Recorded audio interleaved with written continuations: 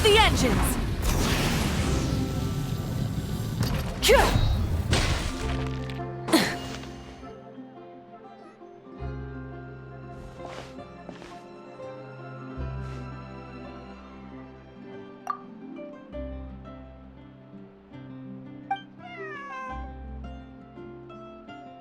Meow.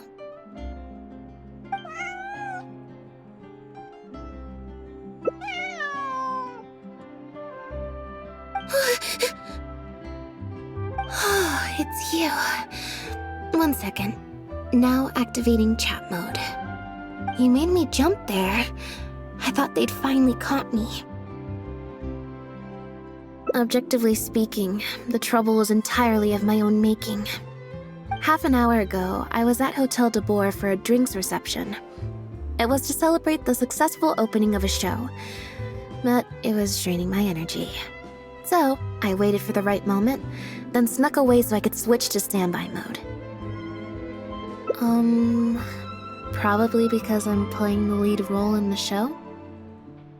Is that so surprising? I'm always getting invitations to do solo performances. I just usually get Linny to write back and turn them down. But then came the Fontanalia Film Festival. We took all the kids from the House of the Hearth out to see a film, and after it finished, they all started clamoring for me to try out acting for some reason. Even Linny was chanting along with them. Anyway, it just so happened that a director called Mary who had sent me an invitation right around then. I'll spare you the details, but basically, I ended up accepting it. Yep, you nailed it. I'm playing the role of a puppet. In fact, the show's called The Lost Puppet, and it's a masked mime show. So I don't have to do any facial expressions or say any lines. Literally just a series of physical movements. The director says it's a very avant-garde art form. Art is not comprehended by the mind, but felt in the heart. At least, that's what the director says. Anyway, if nothing else, the opening performance seemed to go down well. At the drinks reception, everyone was crowding around me, saying, "Triumphant character portrayal, faithful adaptation of the original work, unequivocally, quintessentially avant-garde," and stuff like that. But being the center of attention is draining. So the moment they left me to go harass the director instead, I was out of there. The other thing is, some weird things happened while I was on the stage. Oh, sorry, Bonnie. I didn't mean to leave you out of the conversation. My bad. No, we just met. We bumped into each other right after I slipped away. Well, it'd be kind of difficult for us to communicate otherwise. Besides, I think she's taken a liking to the name. Haven't you, Bonnie? Yeah, that's right. Good kitty. We'll go find your owner soon, I promise. Nope. She's wearing a collar, and for the most part, she's pretty well groomed. If she is a stray, she hasn't been for long. Her stomach's been growling a lot. I guess she must have been missing for a few days now. As much as I'd love to hang out with her for a while longer, her owner's probably worried sick about her. Assuming she has an owner, that is. But the reception... I should probably show my face there again at some point, even if it's just to make excuses and leave again. Decision time. Well, I just find it exhausting, thinking through all the different ramifications of different choices and so on. That's more Linny's area than mine. So, unless it's something really important, I usually just leave the decision-making to him. It's fine. He got Ferminate to make me a little something for just this situation. Poof! A phaetometer.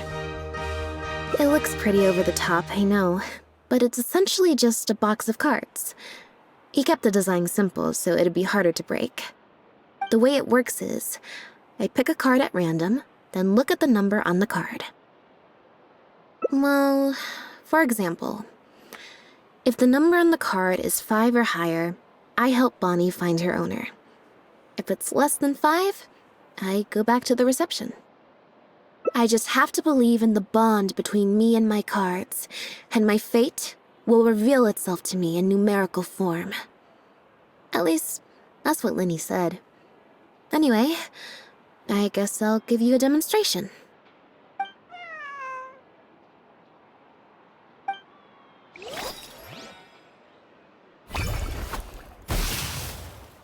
Huh, I didn't like that. Was I using it wrong? Maybe if I just...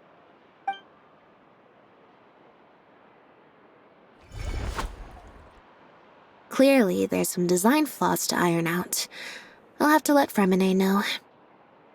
Let's see, which card did I get? 4. Well, the cards fell on the ground though, so I don't think it counts as fate. If you want to get the right answer, you have to let fate decide. Also something Linny said. So, to put it another way, if picking a card up off the ground is how to not leave it to fate, then that means it must be the wrong answer. Or... why don't you pick a card? Since I ran into you here, that means... our fates are, like, interfering with each other. Thank you. This one is final, I promise. Here, take the fatometer. If it's 5 or above, that means fate successfully changed. Anything lower than 5 is a fail.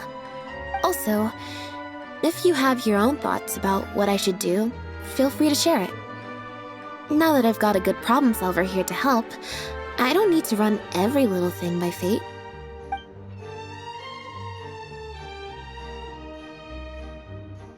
So, we're looking for Bonnie's owner?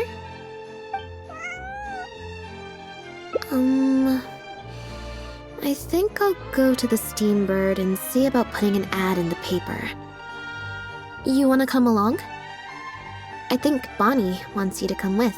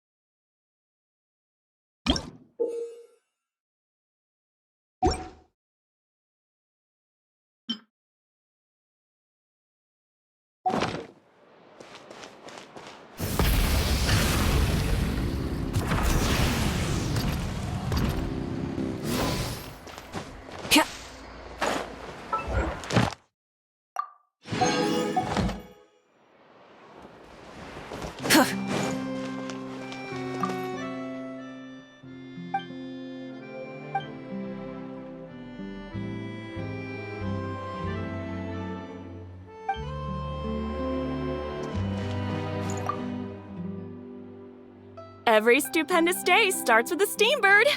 Oh, hi Lynnette. Hi Traveler. What can I help you with? I don't think so. Have you picked up a stray? Yep. If there's no commission to follow up on, could we post a notice about the missing cat instead? Why, of course. What a kind thing to do. Just fill out the form.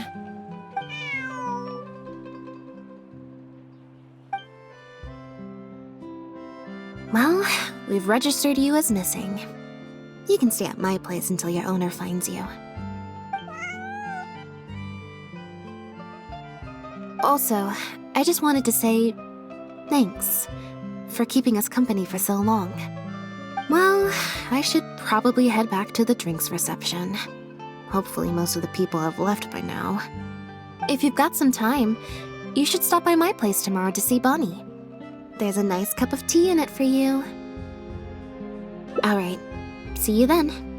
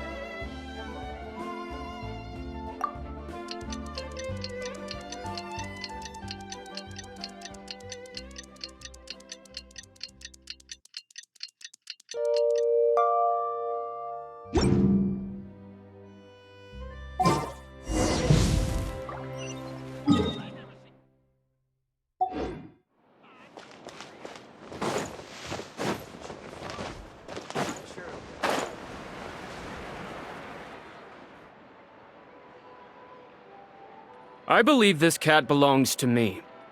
I already told you, this isn't your cat. Just take a breather, you two. Oh, you're here. As you can probably see, you'll have to take a rain check on that tea I promised you. At least for now. This is my friend's cat. He's preoccupied with some important business, so I came to retrieve her in his stead.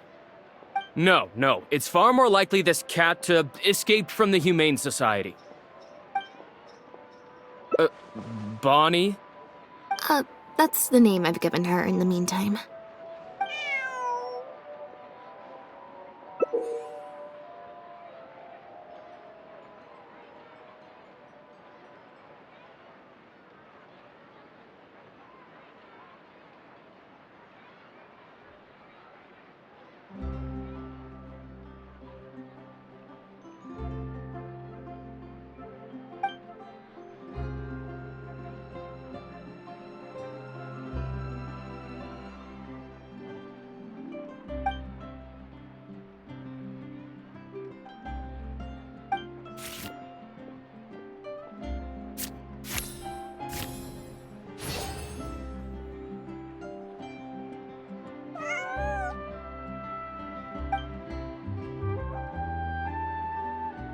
Well, this complicates things.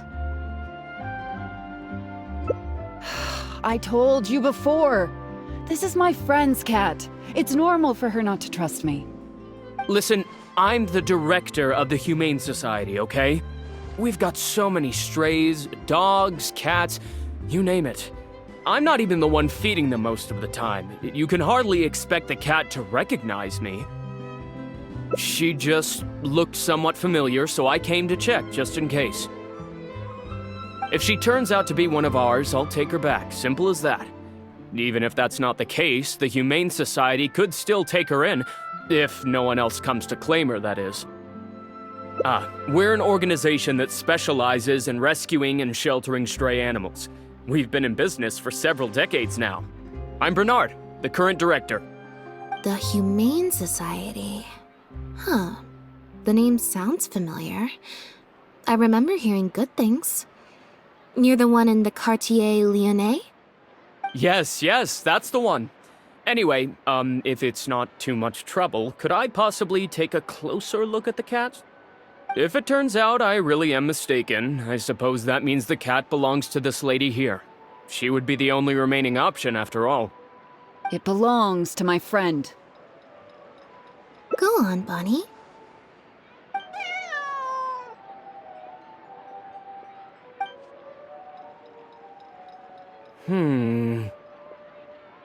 Oh, nope. Looks like I was mistaken. They do look similar, but there's an ever so slight difference in this one's fur color. Deepest apologies, friends.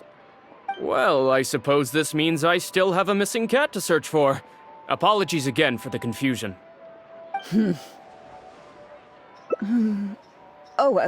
Yes, exactly. Wait a second. You lied earlier, didn't you? Lied? I'm afraid I don't know what you mean. A liar always has a tell. The look in their eyes, their breathing pattern, the way they hold themselves. The things that can give you away are often more numerous than you would think. What are you talking about? The way I see it, you're conflating baseless conjecture with fact. Normally, when someone is called out, their breathing speeds up as they begin to panic. But your breathing pattern hasn't changed one bit. In fact, it's been strangely calm and measured this entire time. It stands to reason, then, that your agitated behavior earlier was all an act. If you're a bad guy, I'm sure you'll take off running the first chance you get. If you're a good guy, the most likely explanation is that you're a member of the Guards, or some similar organization. And you're basing this off of? Intuition. Nothing more. Intuition. Well, I have to hand it to you, Lynnette. You're right. I'm a member of the Guards. The name's Elodie. I'm currently investigating a cross-border smuggling case. This cat here, Bonnie was her name? Well, her owner is one of the prime suspects of our investigation. A couple of days ago, our suspect got wind that we were on his tail and fled. That's most likely how he got separated from the cat. I just so happened to stumble upon your notice in the Steambird, so I decided to see if he'd come back for her. But looks like I overestimated him. The impact of this case has been huge. The Marechaussee Phantom, the Guards, and the Special Patrol have all launched investigations. If there was even the slightest chance that he would show himself, I had to follow up on the lead. A new kind of illegal drug, imitation synth. We confiscated all the synth on the market, but addiction isn't something that goes away overnight. Even without substances on the market, people are still looking for a way to get their next fix. And criminals are all too eager to capitalize on that addiction. That was the impetus for imitation synth. Needless to say, a small-scale market opened up very quickly. After the original synth debacle, we put several measures into place to prevent similar incidents from occurring. The perpetrators got smart, though, and shifted their sales overseas before those measures could kick in. That's when the imitation synth smuggling began. We only recently got word of the presence of imitation synth overseas. We managed to track down evidence of some early transactions. What we were able to find out, however, hasn't proven that useful given the amount of time that has passed. The Marechaussee Phantom launched an investigation to track down every person in Fontaine capable of producing a drug like that. That's how we learned about Bonnie's owner. He's a researcher at the Fontaine Research Institute. His name is Pierre. Pierre Lafayette, to be exact. Lefebvre. The Marechaussee Phantom found him in Poisson. In addition to the cat, he also had a pendant with him.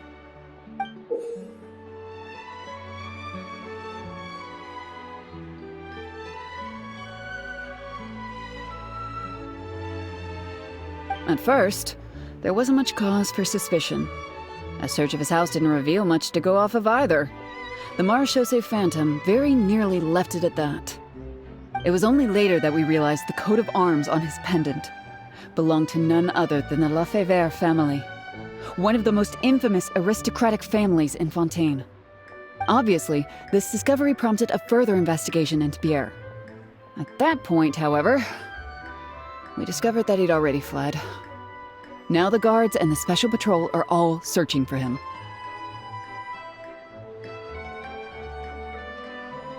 That's not possible, actually.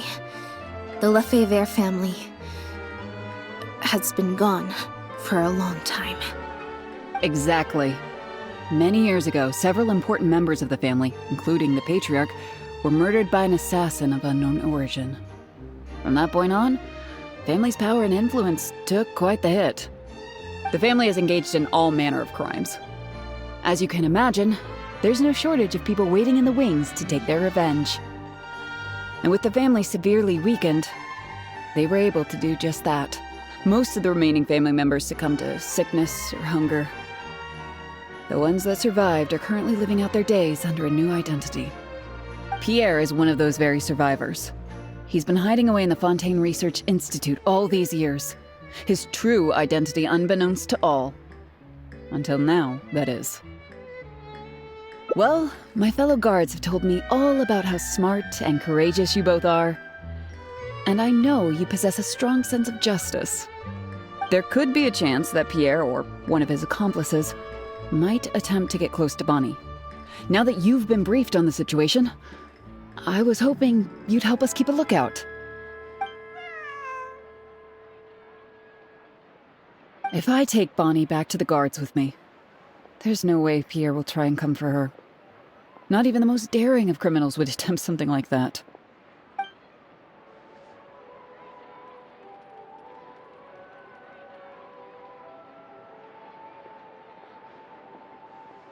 I have to admit, I'm not holding out too much hope that Pierre will come back for her. But if there's even the slightest chance, then it's worth a shot. Well, I've got some other leads to follow up on. If Pierre does appear, please contact me right away.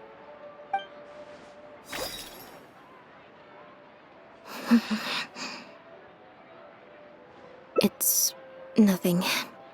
I'm fine. It's just the head of the Lefebvre family. He was the eminent person who kidnapped me all those years ago. It was at a dinner party. Someone tricked me into boarding the Lefebvre family carriage. Whoever it was, they took me back to their home. But before anything worse could happen, Father intervened. Yep. Father was the one who orchestrated the fall of the Lefebvre family. That's what led Linny and I to join the House of the Hearth. After all these years, I never thought I'd hear the Lefebvre name again.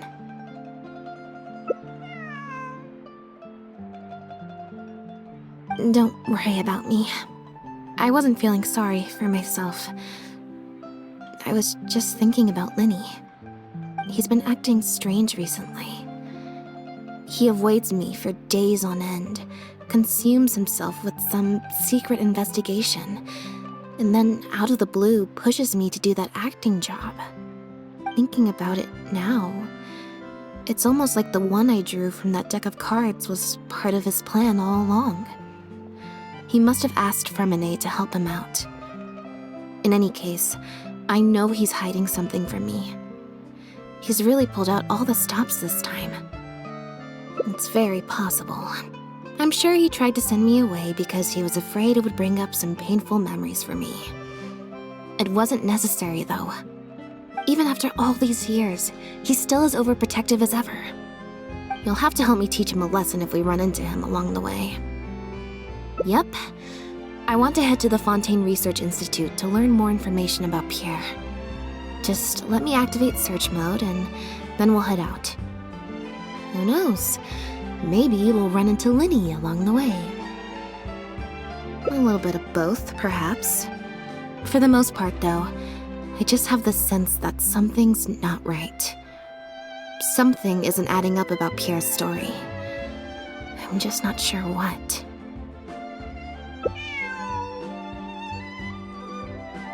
Okay, I'll write a letter explaining everything to the crew.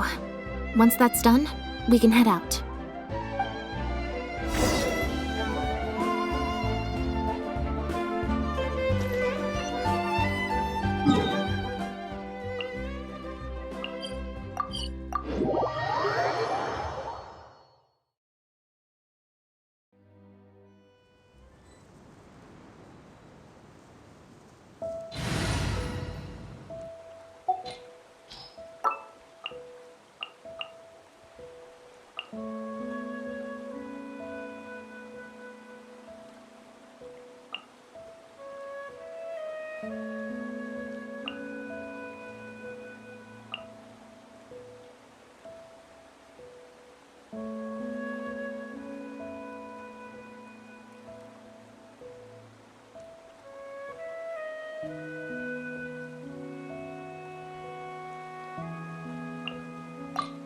This world is full of unsolved mysteries.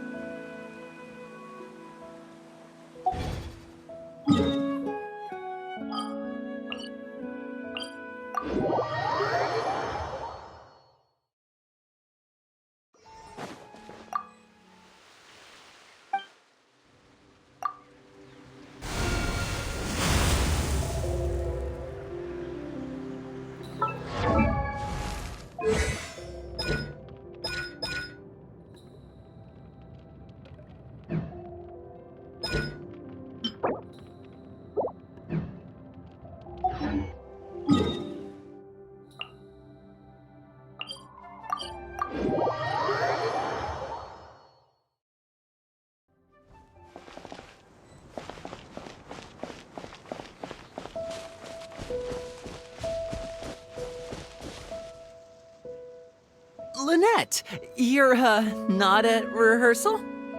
You can drop the act, brother. In fact, I don't think either of us will have a need for acting anytime soon. You should know better than to try and keep something from me. You've never been able to do that, even when we were kids. And that's why I tried to distract you with the masked mime show. But I guess you're just too good. Care to introduce us to your new assistant?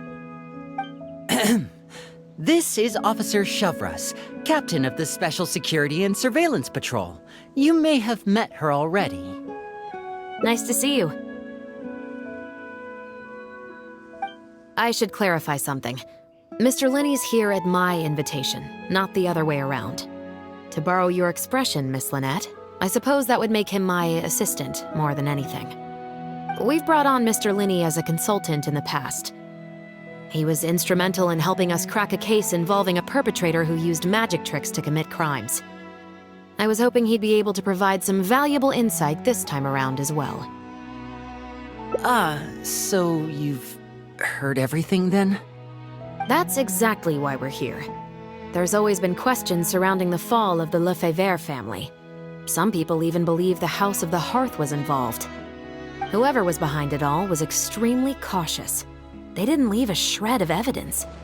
This very fact, however, leads me to believe it was indeed the work of that harbinger. I took a look at the entrance and exit records of all the carriages that night. Let's just say it wasn't hard to deduce that there's ill will between you two. Don't worry, I don't have any evidence to that effect, and I certainly don't plan on going to bat for such a despicable family. Plus, you were victims back then more than anything. I sought Mr. Linney's help with the smuggling case. Nothing more. The way I look at it, it's a collaboration between us as people, not the organizations we represent. Besides, by working together, we can expose the truth as quickly as possible. You can hardly say that's at odds with the justice my organization strives for. Not at all. I was planning to invite you from the very beginning, Miss Lynnette. It's just that my assistant here raised some objections. Linny, I'm not the same person I was back then. That little girl who did nothing but cower in the corner in fear, she doesn't need saving anymore. I'm sorry, Lynnette. You're right. I let my concerns get the better of me.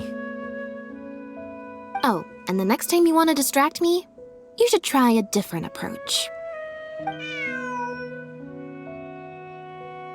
Who's this? You pick up a stray while I was gone? It's a bit complicated. I'll explain later. Anyway, her name's Bonnie.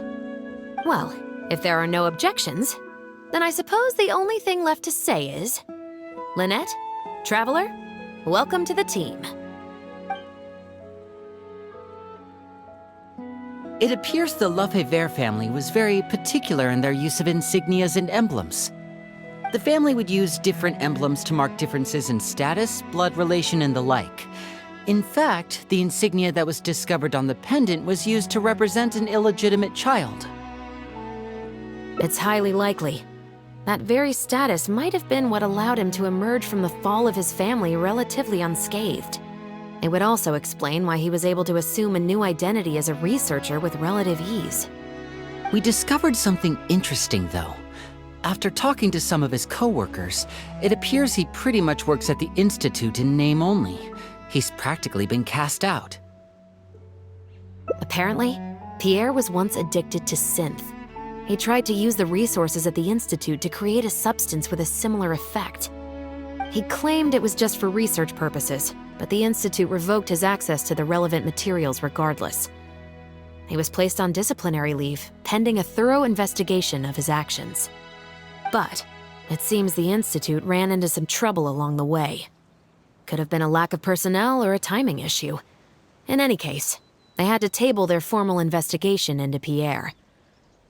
Unfortunately, that also included reporting any relevant information to the higher authorities. As for his family background, it appears none of his co-workers at the Institute were aware of that information.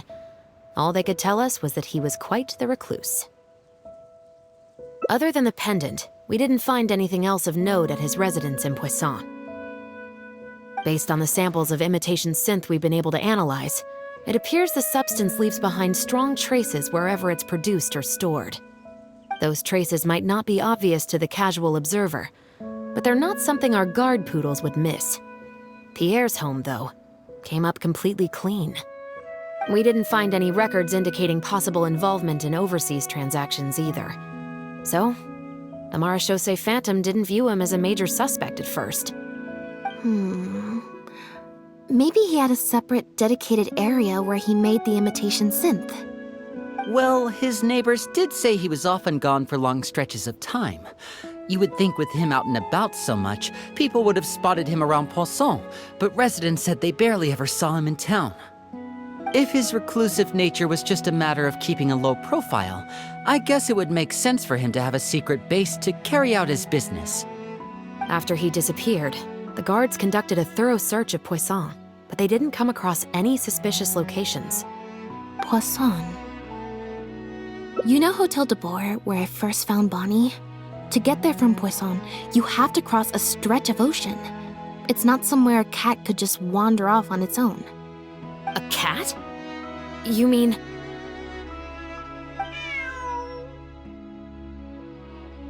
Bonnie is Pierre's cat. Oh, that's right! When the Marechaussee Phantom first tracked him down, I remember there being something about a cat in their report. So this is her? From what we've learned about Pierre's habits, he doesn't seem like the type to venture out without a purpose. So what you're saying, Lynnette, is that Bonnie couldn't have gone missing in Poisson. If that's true, then... Exactly. Bonnie might even know where it is. Wait, you think the cat can lead us there? But she's not trained like one of our guard poodles. How is she supposed to understand what we want her to do?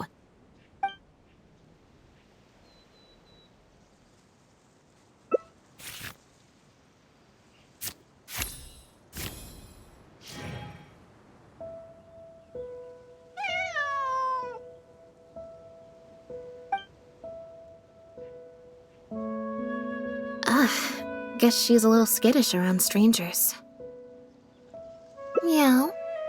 Meow meow. Meow.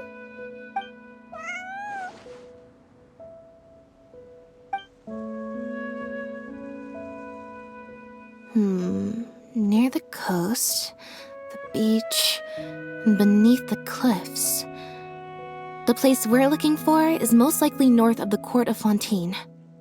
Well, I've certainly never taken a witness statement like this before. Well, if it works out, maybe it's something worth getting used to.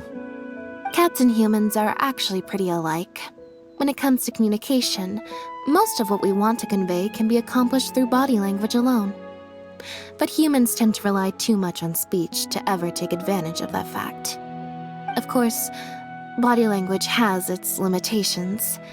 You're not going to be able to get across anything too complicated. The important thing is that we now have a lead. Let's try and find a place that matches the clues Bonnie gave us.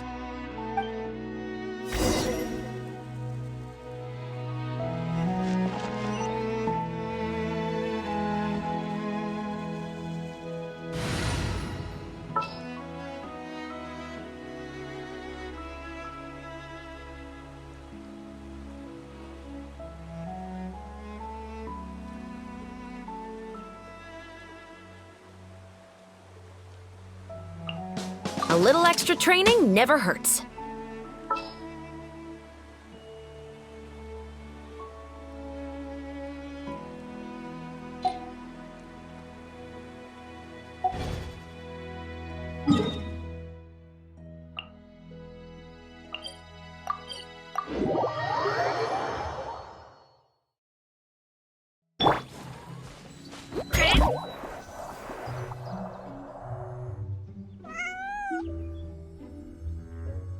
Seems like Bonnie is trying to take us somewhere.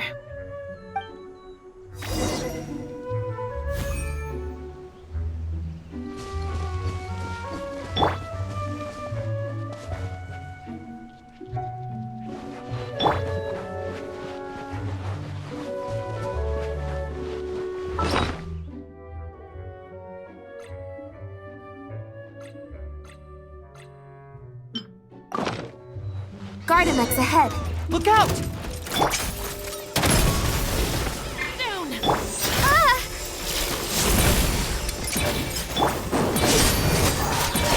Surprise! Not here, please!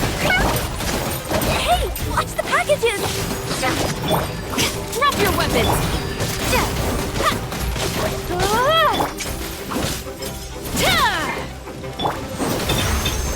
Step on them!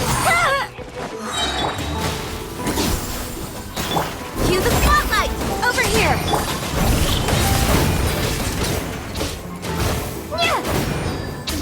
Stop right there!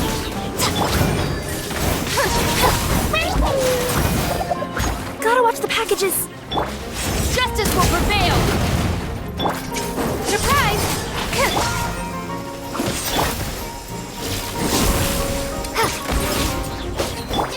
Final warning!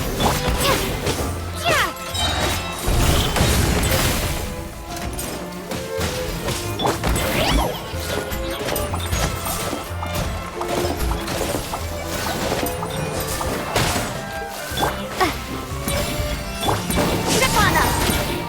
Service with a smile! Over here! Drop your weapons!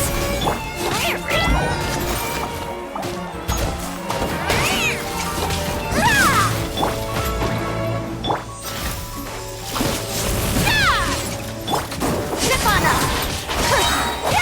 Be amazed!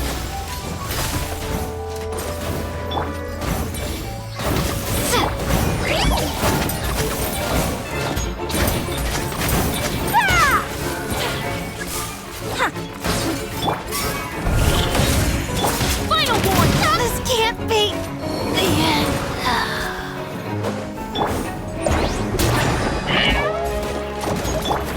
Surprise!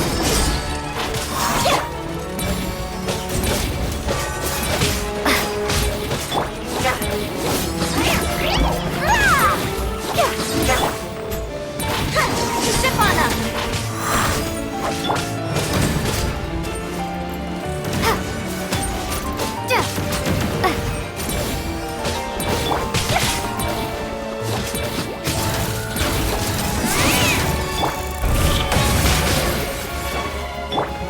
Surprise! Cue the spotlight! I'll be in my...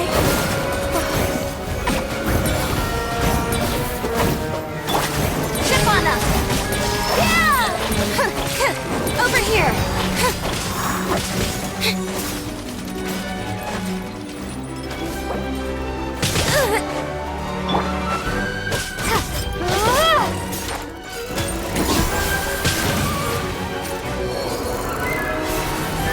Surprise!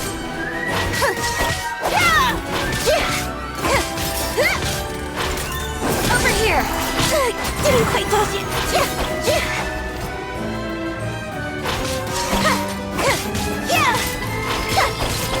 What detail did I miss?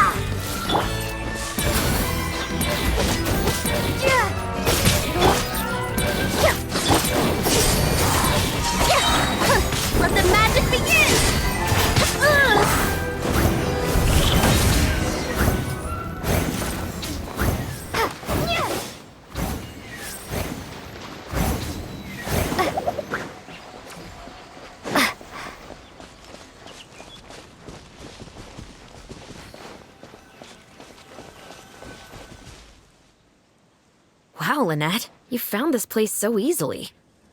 If I thought there was any chance you'd say yes, I'd recruit you into the Special Patrol here and now, no questions asked. Sounds familiar. I pretty much receive letters daily from people trying to poach her from me. Let's just focus on our search. There's a lot to investigate.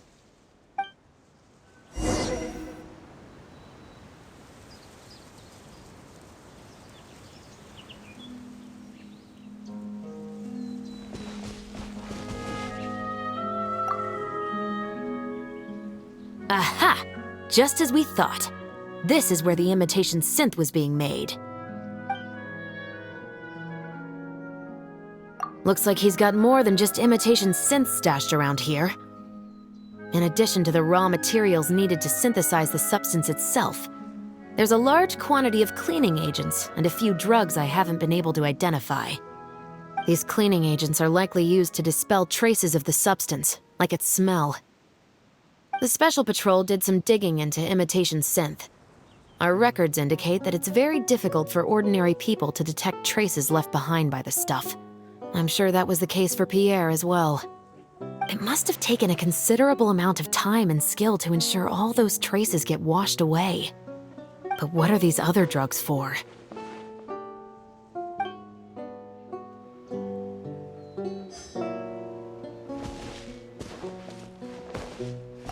But what are these other drugs for?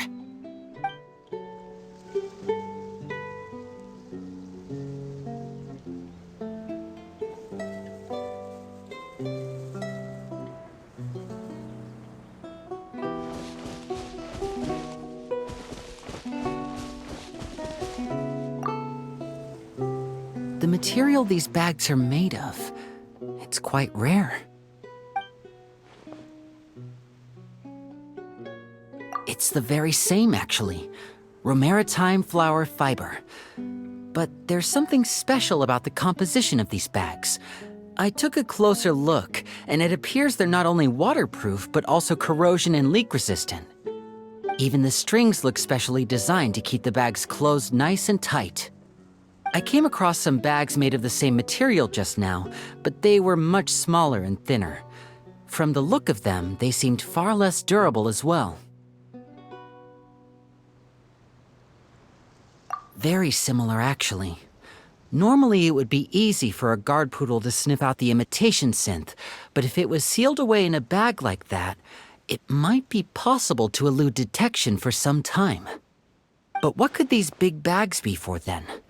If the goal is to keep the imitation synth hidden and sealed away, these bags seem a bit too conspicuous.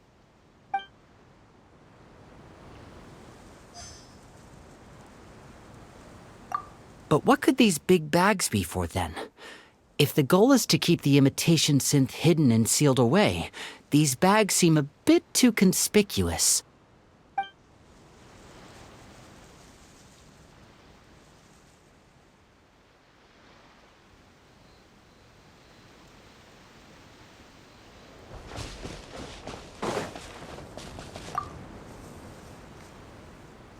When the marechaussee phantom searched Pierre's house, there was no sign of these barrels, right? You're right. That doesn't seem like his way of doing things. How did he get them here, then?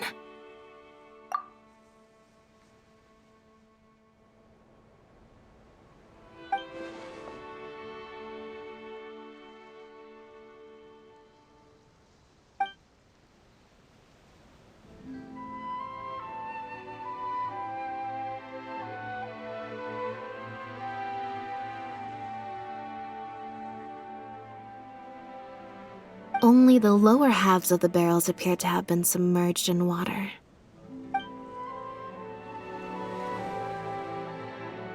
Based on the various ingredients we've found, this appears to be where Pierre was cooking up his imitation synth. It looks like he used a special cleaning agent to get rid of any residual traces of the substance on his person before he left. That's how he was able to get past the guard poodles. So then he transferred the imitation synth into small sealed bags and took it somewhere else for the drop-off. No. I don't believe our suspect is the kind of person who'd go around carrying incriminating evidence with him. That would potentially create too many eyewitnesses. The cleaning agent and the sealed bags might get past the guard poodles, but if a member of the public or even a guard on patrol happened to see him during the drop-off, a quick search would reveal everything. That's still a very risky operation. The barrels we found were wet around the base, but the top half was dry. As if they'd been standing upright in the water.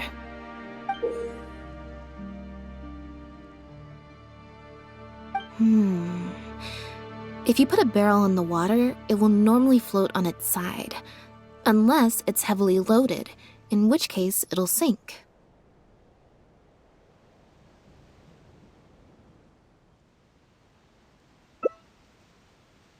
Yes. With flotation rings around the body of the barrels, they'd stay upright in the water. And then he could afford to load them more fully.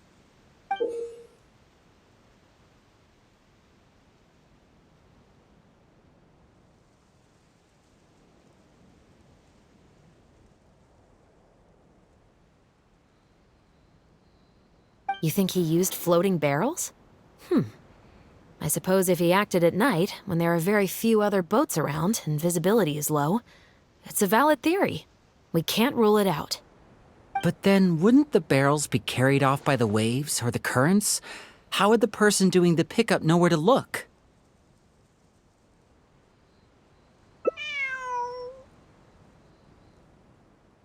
Traveler, can you come take a dip in the sea with me? I have a feeling that somewhere down there, we might find some rope. If a rope can be used to keep a pet from running away, then why not a barrel?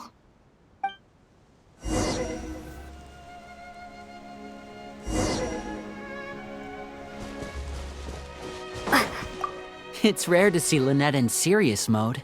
I wonder how long she'll keep it activated for.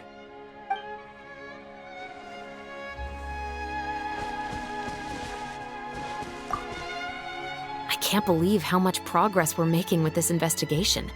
Without your help, getting this far would have taken me an awful lot of time and manpower.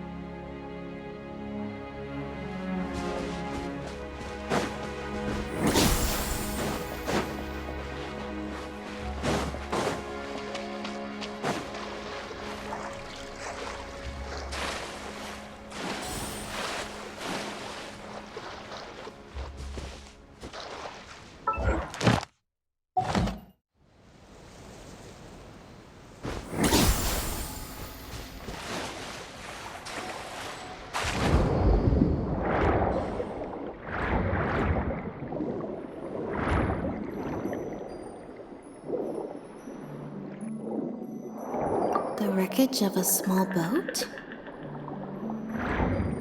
This isn't the place.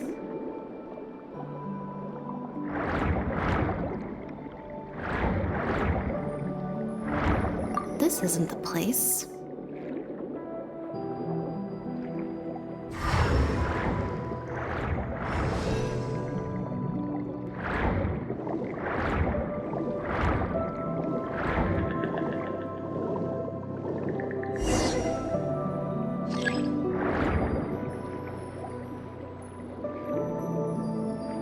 Got it. Time to go up and report.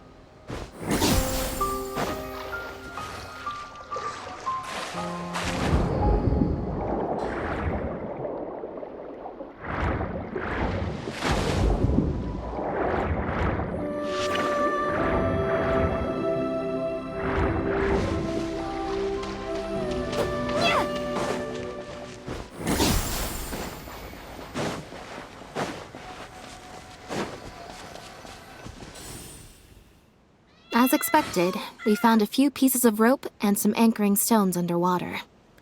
If you attach them to a floating barrel, it would look like this.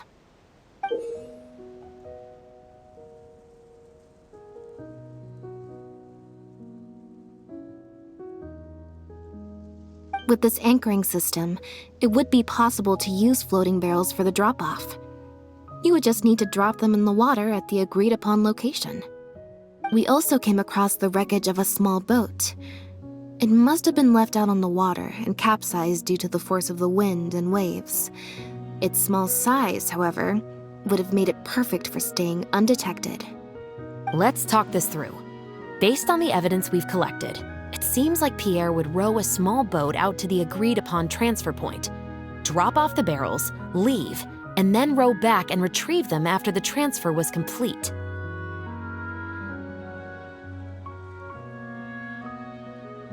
It could be that he was trying to avoid meeting up with his associate face to face. As one of the sole survivors of the Lefebvre family, maybe he was just used to that sort of elusive lifestyle.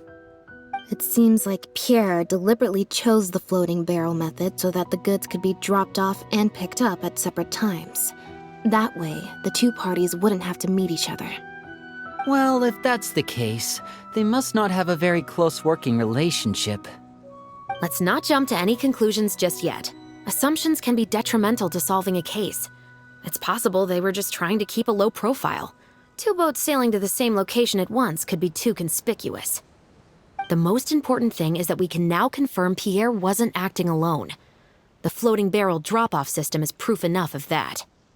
Let's say for now that he was only in charge of producing the imitation synth. That would mean there has to be at least one other person involved in the operation, likely in charge of transporting the goods across the border.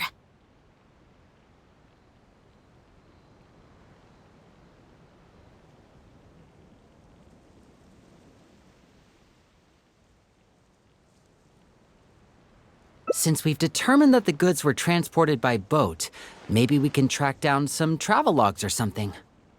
We can certainly check the various ports for that information. It's possible, however, that Pierre's associate also used a small boat for the transport, and docked along the shore rather than at a large port. If that's the case, it's unlikely there would be any record left behind.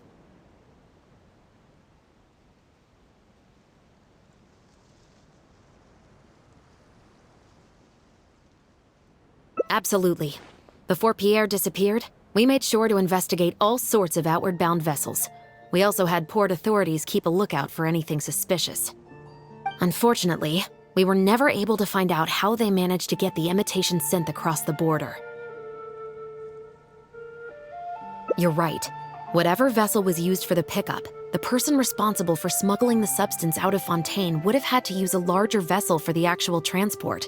That's the only way they would be able to smuggle on a large enough scale to make a profit. They must have found a way to disguise the imitation synth to clear port inspections. Exactly.